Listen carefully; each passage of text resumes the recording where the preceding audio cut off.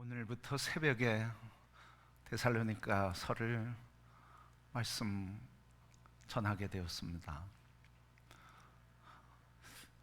우리 한 2달 정도 데살로니가서를 새벽마다 조금씩 말씀을 전하고자 하는데, 이 데살로니가서는 바울이 2차 전도 여행 중에 마게도냐라고 하는 도시에, 가장 큰 도시인 데살로니가에 가서 교회를 세우게 됐습니다. 이 데살로니가 교회는 마게도냐 성읍의 2번째 교회입니다. 첫 번째는 에베소 교회, 2번째가 이 가장 큰 성읍이 되는 마게도냐 데살로니가에서 복음을 전하고 3주 동안 복음을 전하면서 교회를 세우게 됐는데, 그 교회를 세우고 3주 동안 양육을 하는 중에 유대인들이 바울을 비난하고 또 박해하며 선교를 방해하는 어려움을 겪게 됐습니다. 그래서 이 바울이 베레아라고 하는 곳으로 떠났지만 거기도 쫓아와서 방해하고 또 핍박을 하니까 거기를 떠나서 아덴이라고 하는 곳으로 옮기게 되었는데, 거기서 또한 마찬가지로 박해가 계속 있게 되었습니다. 그러나 이 바울의 마음에는 자기가 개척한 이 데살로니가 교회에 대한 안타까움을 어떻게 할 수가 없었습니다. 그들이 신앙생활을 잘하고 있는지, 믿음으로 하나님을 잘 예배하고 있는지, 그 영혼들을 향한 근심과 아픔이 있었는데, 이 아테네에서 제자 디모데를 데살로니가 교회에 보내게 되었습니다. 그리고 그곳에 가서 저들이 어떻게 신앙생활하는지 좀 잘 보고 나한테 전해달라. 그래서 디모데가 데살로니가 교회에 파송을 받고 가서 돌아와서 보고를 하니까 자기의 생각과는 달리 너무 아름다운 신앙생활을 하고 있었습니다.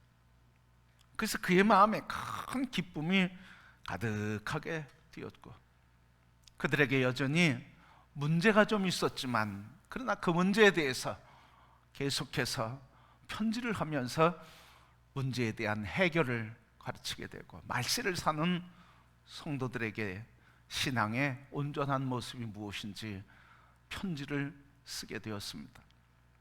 그래서 오늘 이 데살로니가 그 교회 편지하면서 오늘 본문의 말씀은 아주 결론적인 부분의 한 부분입니다. 말세를 사는 성도들에게, 그리고 데살로니가 교인들에게 쓴 마지막 권면의 말씀인데, 오늘 이 권면의 말씀을 쓸 때 이 바울의 마음은 이 편지를 쓰면서 큰 감격이 있었습니다. 자기의 염려와는 달리 데살로니가 교회 소식을 들으니까 마음에 기쁨이 넘치고 감사가 넘치고 행복했습니다. 그 행복한 이유가 1장에 말씀 나오는데, 1장 1절에 보면 데살로니가 교인을 편지하면서, 그들에게 편지하면서 이렇게 편지를 했습니다. 그들에게 편지하면서 하나님 아버지와 아버지 하나님과 주 예수 그리스도 안에 있는 데살로니가 인의 교회에게 은혜와 평강이 있기를 원하노라. 바로 그 인사말 속에 데살로니가 교회에 대한 깊은 신뢰가 있습니다. 그게 뭐냐면 아버지 하나님과 주 예수 그리스도 안에 있는 데살로니가 인들에게 라는 표현입니다. 자기의 염려와는 달리 데살로니가 교인들이 하나님과 예수 그리스도 안에서 하나님과 동거하며 예수 그리스도와 동행하며 그리스도 안에서, 그리고 그가 그리스도 안에서 그리스도 안에 그들이 함께 거하며 사는 모습으로 살아가고 있다고 하는 것에 너무 감격해서 편지를 한 것입니다. 그것에 더 나가서 편지를 쓰는데 그는 감격과 기쁨으로 넘쳤습니다.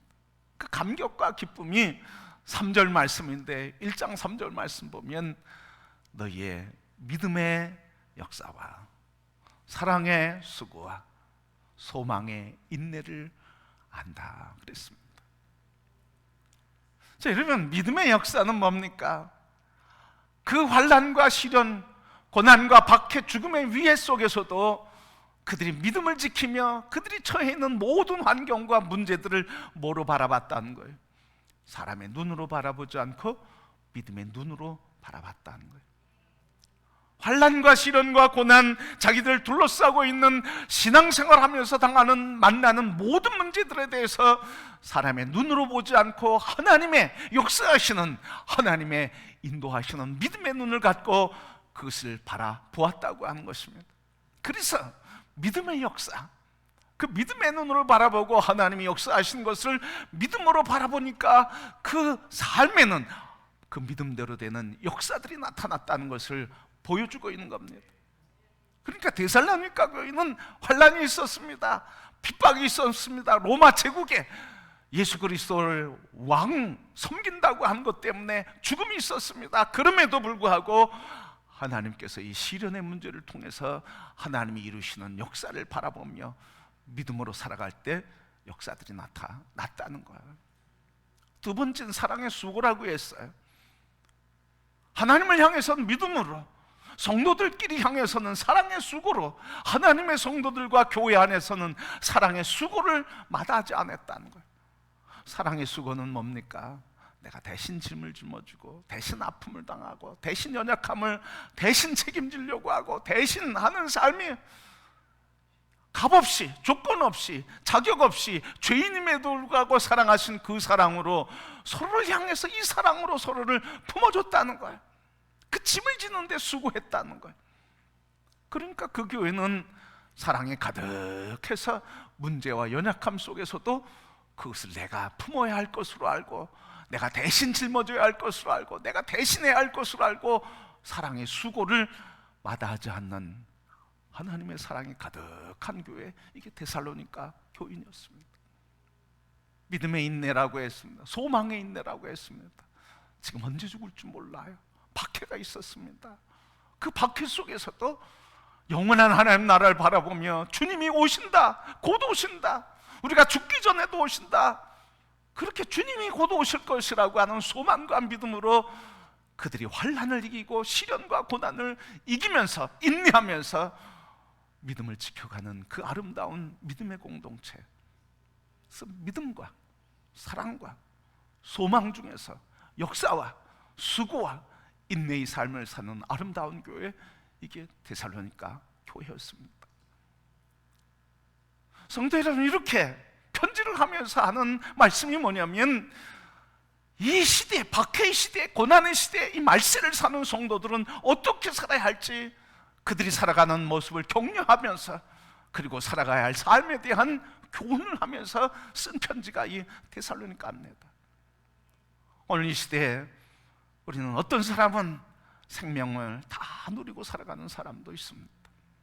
그리고 어떤 사람은 갑자기 생을 달리하는 사람도 있습니다.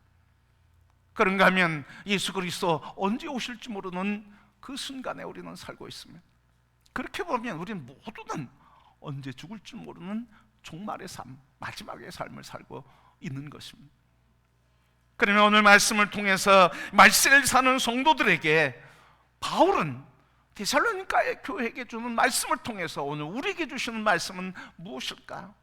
오늘 앞에 말씀 보면 교회를 향해서, 성도를 향해서, 서로를 향해서, 각 개인들을 향한 말세를 사는 성도들에 대한 교훈을 가득히 주고 있습니다. 또 격려를 가득히 주고 있습니다. 위로를 주고 있습니다. 그러면서 오늘 결론적으로 말세를 사는 성도들, 다시 오실 예수 그리스도를 영접할 성도들, 이제 곧 뵐 우리 주 예수 그리스도를 맞이할 성도들은 어떻게 살아야 하는지, 그 말씀을 오늘 결론적으로 우리에게 말씀해 주고 있습니다.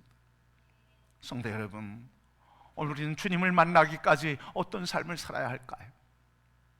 천년만년 우리의 생명이 계속될 것 같지만 아닙니다. 이제 곧 예수 그리스도 오십니다. 그분 반드시 오십니다. 그분 오실 때 우리는 어떻게 주님을 맞이하고요, 신랑 되신 예수님을 맞이하기 위해 신부된 우리들은 어떤 삶을 준비해야 할까요? 오늘 이 말씀을 통해서 신부된 우리 모두가 다 예수 그리스도 신랑을 맞이할 수 있는 준비를 하는 성도들이 되기를 축복합니다. 무엇을 준비해야 할까요? 오늘 23절 말씀 보면 이렇게 얘기했습니다. 평강의 하나님이 친히 너희를 온전히 거룩하게 하시고 또 너희의 온 영과 혼과 몸이 우리 주 예수 그리스도께서 강림하실 때 흠없게 보존되기를 원하노라. 두 가지를 얘기하고 있어요. 하나는 온전히 거룩하게 되기를 원한다. 두 번째는 우리 후반절 보면 너희 온 영과 혼과 몸이 흠없게 보존되기를 원한다. 온전히 거룩하기를 원하는데 이 온전히 거룩하게 된 것을 너희는 어떻게 하라는 거예요? 흠없게 보존하기를 원한다. 여러분, 오늘 말씀 보면 이런 겁니다. 온전하고 거룩하게 하는 건 누가 하는 걸까요? 오늘 말씀에 보면 뭐라고 그러죠? 평강에 하나님이 너희를 온전히 거룩하게 하시옵고. 우리가 온전해지는 게 아니에요. 온전할 수 있는 힘이 없어요. 우리의 능력이 아니에요. 우리의 힘이 아니라 평강의 하나님이 우리를 온전히 거룩하게 하신다. 그러니까 하나님이 거룩하게 하시는 거예요. 그런데 여러분, 하나님이 어떻게 거룩하게 우리를 하셨습니까? 어떻게? 어디에서? 누구를 통해서? 하나님 우리를 온전히 거룩하게 하셨는데 누구를 통해서? 예수 그리스도를 통해서. 어디에서? 십자가 위에서. 어떻게? 그것을 믿음으로. 여기 앉아 계신 모든 분들이, 이 말씀에 예외되는 분들이 한 분도 안 계신 줄 믿습니다. 평강의 하나님께서 우리를 온전케 하시고 그리고 온전히 거룩하게 하시는데, 이 온전히 거룩하게 하시는 구체적인 내용이 뭐라는 거예요? 하나님이 온전케 하고 거룩하게 하신 것을 우리의 영과 혼과 몸에 있어서 흠없이 이루며 살기를 원하노라. 그러니까 거룩하게 하신 건 누구? 하나님. 온전히 흠없게 하시는 것은 누가? 우리들이 할 일이에요. 거룩하게 하신 것은 하나님이 하신 거고요, 그리스도 예수 안에서 우리는 다 거룩해진 것이고요, 이 거룩한 것을 유지하고 지켜나가 흠없게 지켜나가는 것은 나의 책임이라는 거예요. 아니요, 목사님, 한 번 구원받고 한 번 의롭다고 됐으면, 의롭다고 인정받으면 받았으면 영원히 되는 거 아닙니까? 근데 거기에 뭐가 없어요? 성화가 없어요. 그러면 마음껏 죄져도 된다는 거죠. 또 아니 마지막 날에 다 거룩하게 될 텐데 뭘 애쓰고 그렇게 할 게 뭐 필요합니까? 그렇게 얘기할 분도 계세요. 마지막 날에 우리 주 예수 그리스도 오시는 그 삶의 여정에 거룩하게 되는 수고와 땀이, 그리고 주님을 따라 살아가는 삶의 헌신과 노력이 없이 어떻게 우리는 거룩한 삶을 유지할 수 있을까 하는 거예요. 그러니까 여러분, 거룩하게 하신 건 하나님이 하신 거고요, 그 거룩하심이 우리의 것이 된 것은 믿음으로 된 것이고요, 그 믿음으로써 우리는 무엇을? 우리 흠없는 삶을 지켜나가는 거예요. 그 믿음으로 지켜나가는 건 우리의 책임입니다. 그런데 오늘 말씀에 보면 뭐라고 이야기하십니까? 온전히 이루라는 구체적인 내용 보면 뭐예요? 온전하고 거룩해져야 될 것이 뭐라는 거예요?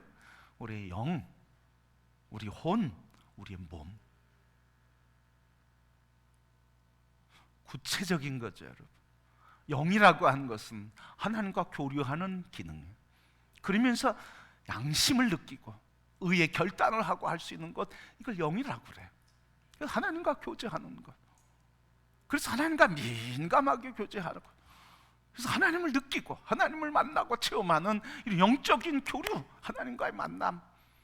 혼은 정신적인 것, 감정, 그리고 다른 것과 감각과 감정의 감각과 다른 사람들과 관계를 맺을 수 있는 이런 기능. 그리고 몸은 육신이잖아. 그러니까 믿음만 잘 지켜서 된다는 게 아니라는 거예요. 뭘 잘해야 된다는 거예요? 우리의 전인격, 영과 혼과 몸, 온 인격이 흠없게 보존되기를 우리는 힘써야 된다는 거예요. 왜? 주님이 십자가에서 거룩하게 하셨으니까. 근데 사람들이 그렇게, 아니 어떻게 그렇게 거룩하게 합니까? 목사님이니까 그런 얘기 하시죠. 목사님이니까 그런 얘기 하고 그런 일을 그렇게 살아야 된다고 말하죠. 맞는 얘기입니까, 여러분? 목사에게만 그렇게 살도록 허락된 말씀입니까? 목사이니까만 할 수 있는 것입니까? 그렇게 어려웠고 그렇게 문제가 되는 겁니까? 그러면 왜 목사한테만 얘기하지 이 성경을 우리에게 주셨습니까? 왜 그렇습니까? 우리는 온전하고 거룩하고 우리의 몸과 마음과 영혼을 흠없이 보존하는데 무슨 경험을 했어요? 실패의 경험을 했어요. 그래서 우리가 확신을 갖고 있어요. 무슨 확신? 그렇게 사는 거 불가능해. 무슨 확신? 무슨 믿음? 아주 철저하게 부정적인 믿음 갖고 있어요. 이걸 바꿔서 얘기하면 온전하고 거룩하게 사는 흠없는 삶을 사는데 우리가 실패하는데 뭐에 실패하고 있다는 거예요? 믿음부터 실패하고 있다는 거예요. 믿음부터. 왜? 안 믿으니까.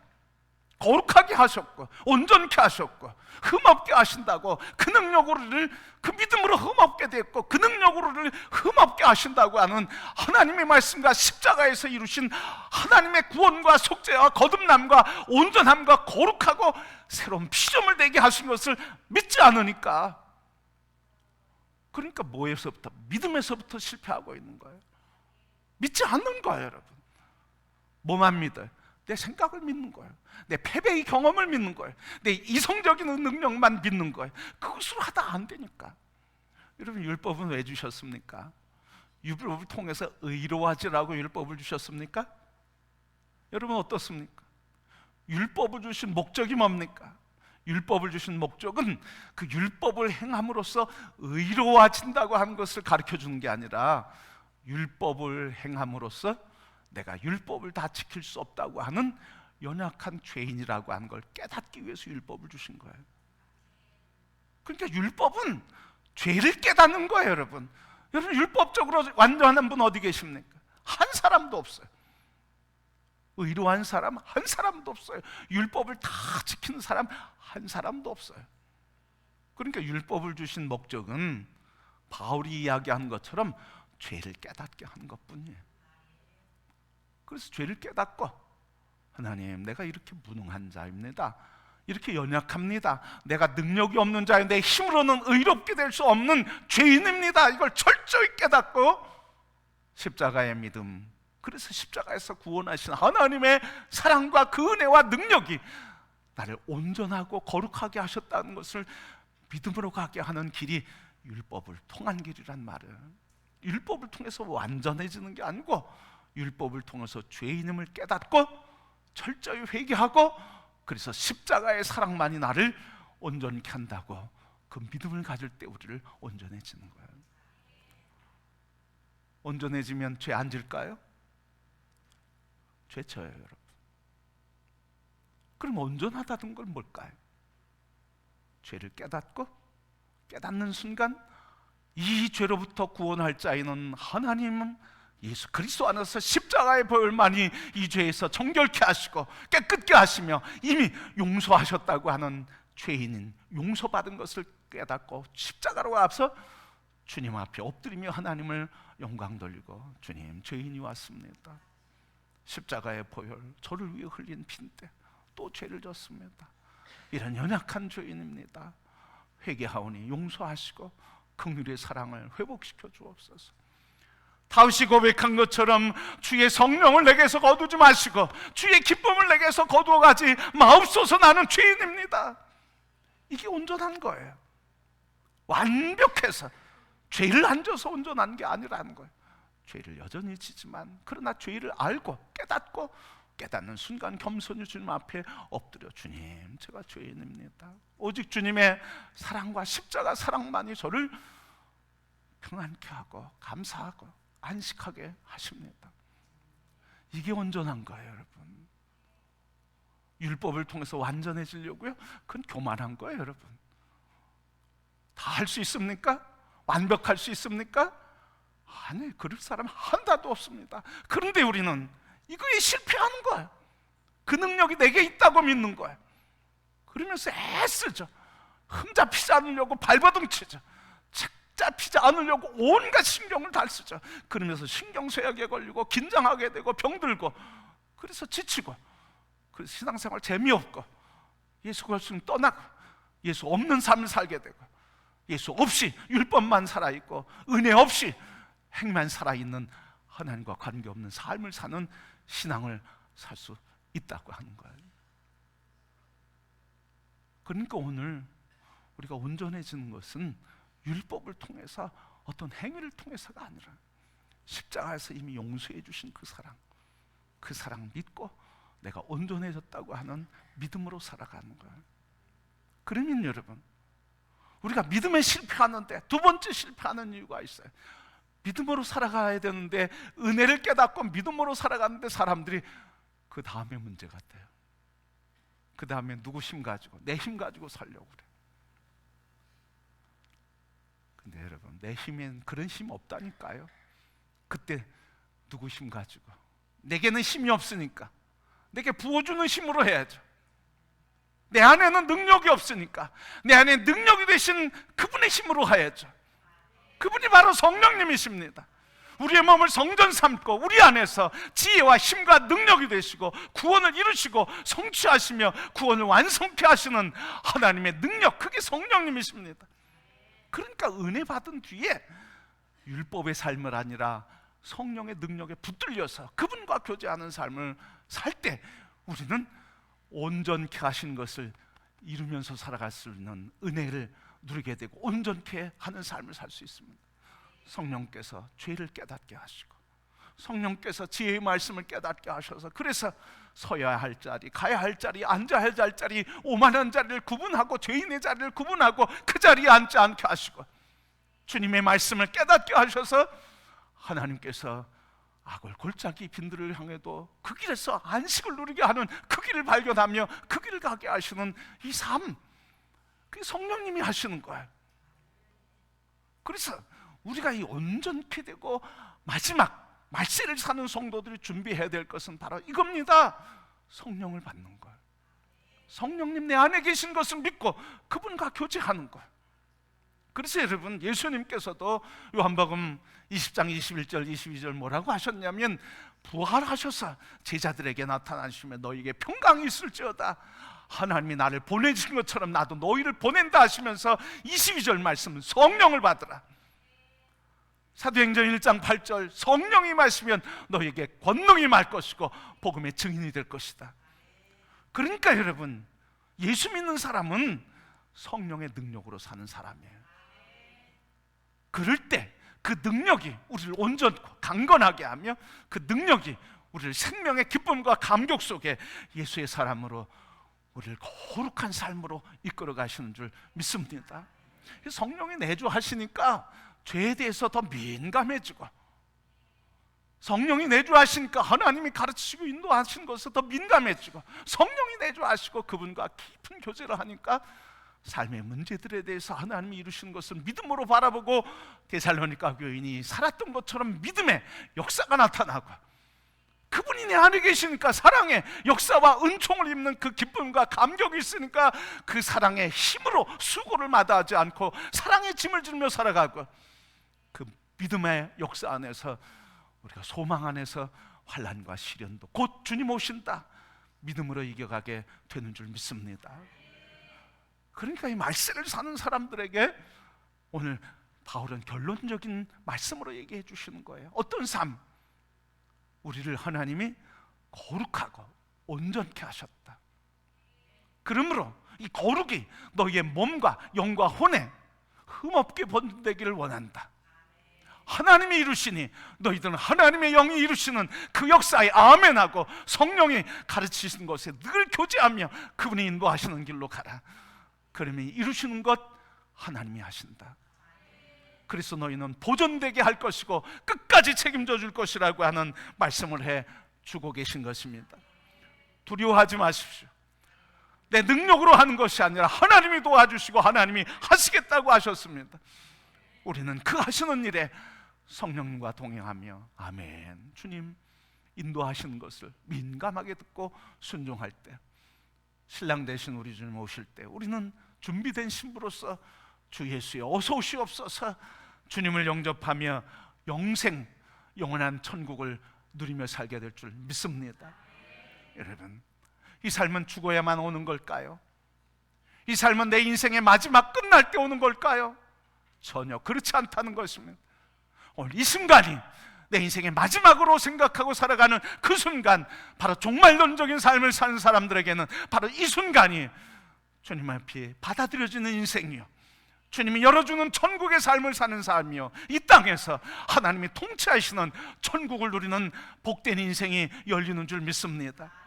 그래서 영원히 하나님 나라에서 이루어질 그 영원한 하나님의 통치가 지금 여기에서 이루어가고 있다고 하는 사실을 기억하며 나의 삶에 하나님의 통치와 주권이 이루어지도록 내 안에 주인 되시고 성전 삼아 거주하시는 예수 그리스도 안에서 성령님과 함께 늘 교제하시고 우리의 몸과 마음과 영혼을 거룩하게 하시는 하나님의 인도하심에 따라 늘 하나님의 통치하시는 영원한 천국, 이 땅에서 하나님의 다스리는 하나님의 나라를 누리며 살아가는 종말을 살아가는 모든 성도들이 되기를 주님의 이름으로 축복합니다.